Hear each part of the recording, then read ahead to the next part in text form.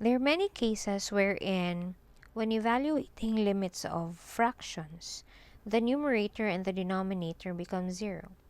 So when we consider a rational function in the form f of x equals n of x over d of x, in which n of x approaches 0 and d of x approaches 0 as x approaches a certain value a, then the limit of n of x over d of x as x approaches a is equal to 0 over 0.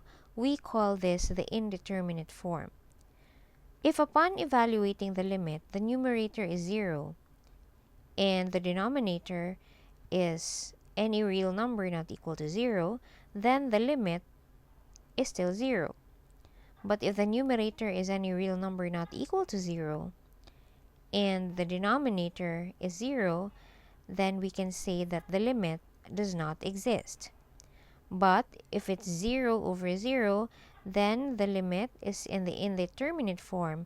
And so to find the limit or evaluate the limit, we have to perform certain algebraic manipulation so that it won't become 0 over 0.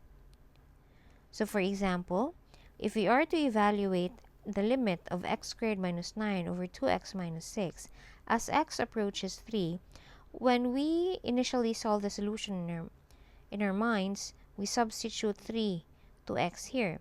So 3 squared minus 9 is 0, and 2 times 3 is 6 minus 6 equals 0. So meaning this is 0 over 0, this is a limit in an indeterminate form. And so we should apply factoring because we have to cancel, there must be some common factors in the numerator and the denominator that is making the fraction 0 over 0. So we have to cancel that so that our limit is not 0 over 0. So because we are not yet evaluating the limit, we are still factoring, we still write limit. And factoring x squared minus 9 is x plus 3 times x minus 3. All over, factor the denominator. You factor out 2 times x minus 3 as x approaches 3. So common factor is x minus 3. So this factor is what is making this limit indeterminate form, 0 over 0. So when you cancel that out, what's left is the limit of x plus 3 over 2 as x approaches 3. And so it's not indeterminate anymore when we evaluate. That's 3 plus 3 over 2, or that's 6 over 2. The limit therefore is equal to 3. So this is not 0 over 0. It just becomes 0 over 0 because there is a common factor in the numerator and the denominator that you need to cancel. Okay, another example, we are to evaluate the limit of 1 over x minus 1/4 all over x minus 4 as x approaches 4.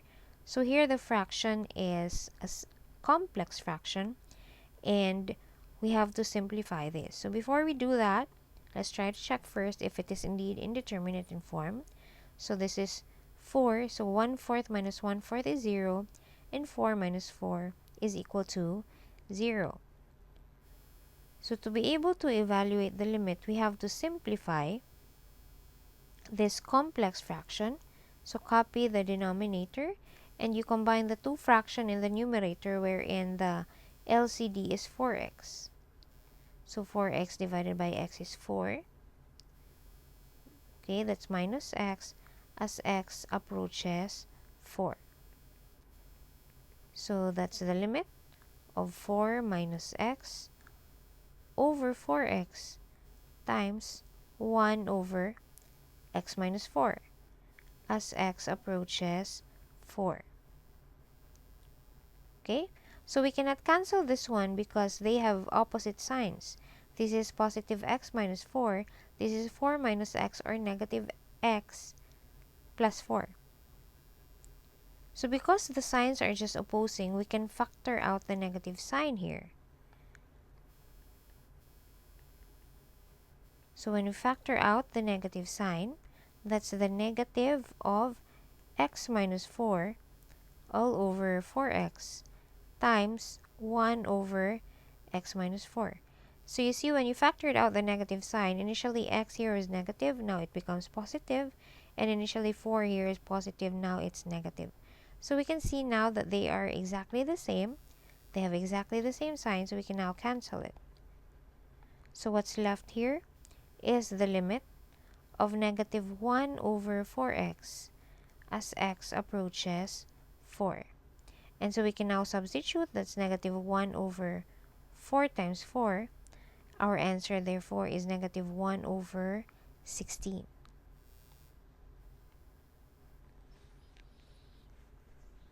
So this time, it involved simplifying a complex fraction, not just a simple factoring. Third example, we want to evaluate the limit of x over the square root of x plus 4 minus 2 as x approaches 0. So when we substitute 0 here, this becomes 0. And 0 plus 4 is 4. The square root of 4 is 2 minus 2 is also 0. So in this case, we cannot factor, and it's not a complex fraction, but we have a radical. So what we can do here is to perform rationalizing, wherein we get rid of the radical. So we rationalize the denominator to get rid of the radical in the denominator. And we can do that by multiplying this, because this is a binomial. So we multiply this with the conjugate binomial. So we are not yet evaluating the limit. So let's copy limit of x over the square root of x plus 4 minus 2 as x approaches 0. And so we are going to multiply this with its conjugate. So the conjugate is just the same terms but opposite signs. So the first term is square root of x plus 4. And then this is a minus 2 here. So we're going to make it plus 2. That's the conjugate binomial. Now, because we are multiplying that to the denominator, and we don't want to change the given, so whatever we multiply to the denominator, we must also multiply it to the numerator. So square root of x plus 4 plus 2. And so the concept here is the product of conjugate binomials is actually the difference of two squares. So when we multiply u plus v times u minus v, that is equal to u squared minus v squared. And so multiplying, this is the limit of x times the square root of x plus 4 plus 2. Those are the terms in the numerator. And this one, because these are conjugate binomials, so we're going to raise this to the power of 2 each. So square root of x plus 4, when we raise it to the power of 2, the radical will just be removed. So we would have x plus 4 as a first term, that's u squared, and then v is 2, raise that to the power of 2, so minus 4 as x approaches 0. So the limit of x times the square root of x plus 4 plus 2 divided by, we only have x in the denominator because this is 4 minus 4. And so we have x in the numerator and in the denominator. We can cancel. So what's left is just this one. So the limit of the square root of x plus 4 plus 2 as x approaches 0. So because we were able to cancel the common factor in the numerator and the denominator, so these are the factors that's making this indeterminate. So we are able to cancel that now. We can now make our substitution. The square root of 0 plus 4 plus 2 is equal to, square root of 4 is 2 plus 2. Our answer is 4.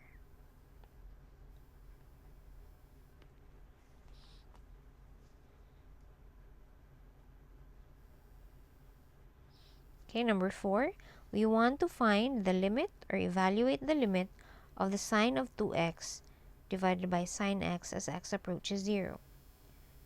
So the sine of, when we multiply 2 times 0, so it would still be 0 here. So sine 0 is 0, and sine 0 is also 0. So it becomes indeterminate. But because this is a double angle, we can use the double angle identity. Sine 2u is equal to 2 sine u cosine u. So we can break it down into the two trigonometric functions. So that's the limit of 2 sine x cosine x all over sine x as x approaches 0. So we have common factor in the numerator and the denominator. We can cancel that one. So what's left is the limit of 2 cosine x as x approaches 0. And we substitute now, so that's 2 cosine of 0. And the cosine of 0 is 1. So our answer is 2.